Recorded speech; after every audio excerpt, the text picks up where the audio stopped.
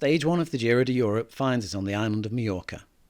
Over the years, the island has been used for many a pro team training camp, with a smooth tarmac, pleasant climate and a generally more accepting nature towards cyclists, making it a firm favourite with a tourist cyclist. The island is full of cycle routes, and the north is blessed with a small mountain range called Serra de Tramuntana. It is as this range fights its final battle with the sea in the north of the island that we have our race. Starting out on the cafe-filled roads overlooking the Puerto Pollenca, the racers are greeted with a flat section to really get their engines up to speed, but it doesn't last long. At the end of the harbour, there is sharp left and right turn that will catch many a poorly positioned rider out as the route leaves the sea edge to pick up the road to the lighthouse and begin the climb. Initially, nothing more than a false flat, riders will feel their speed beginning to ebb slightly without noticing why. But very soon the climbing starts in earnest, and it will be fast. At roughly 7%, the gradient is a fairly consistent one on this, the first of two climbs, and we'll see the riders powering away, pushing at their limit to the crest at the lookout point. But there will be no time for rest here and enjoying the view, as the descent is a fast and all too short one.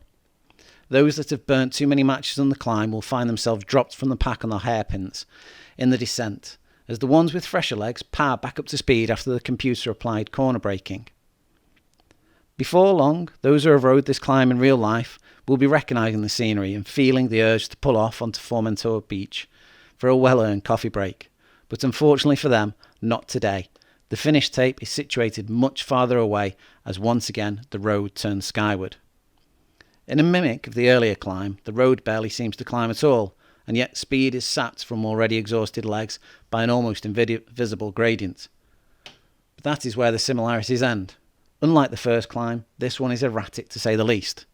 No sooner have you found the right cadence and gear combination than the terrain changes and you find yourself once again looking for that sweet spot in your cassette.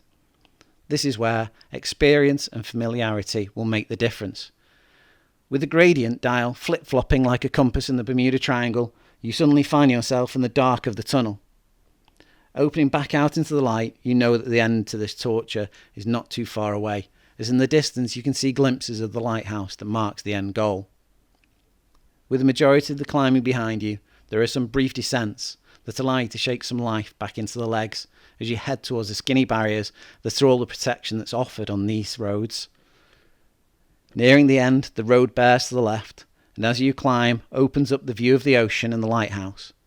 It's now time to ignore that lactic acid build-up and try and break free of what remains of the group you were with. One last descent, and then the final kick up to the lighthouse. It's only a few hundred metres, but it is here that the road has saved some of the best gradients for the tiredest of legs. One last push for glory around these final few hairpins and you can rest, and finally enjoy that espresso. You've earned it.